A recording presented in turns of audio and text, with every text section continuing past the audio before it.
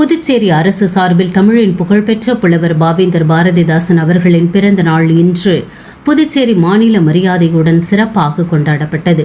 இதனை முன்னிட்டு பாரதி பூங்காவில் அமைந்துள்ள அவரது திருவுருவ சிலைக்கு துணைநிலை ஆளுநர் கே கைலாஷ்நாதன், அரசு செயலர் முகமது அக்சன் அபித், இயக்குனர் ஏ சுரேஷ் ராஜ் உள்ளிட்டோர் மாலை அணிவித்து அஞ்சலி செலுத்தினர். இந்நிகழ்ச்சியில் அரசு அதிகாரிகள், இலக்கியவாதிகள், கல்வியாளர்கள், மாணவர்கள் மற்றும் பொதுமக்கள் என பலரும் கலந்து கொண்டு கவிஞரின் புகழை போற்றினர். தொடர்ந்து பாரதிதாசன் அவர்களின் கவிதைகள் மற்றும் சமூக சிந்தனைகள் குறித்து சிறப்பு உரைகளும் நிகழ்த்தப்பட்டன.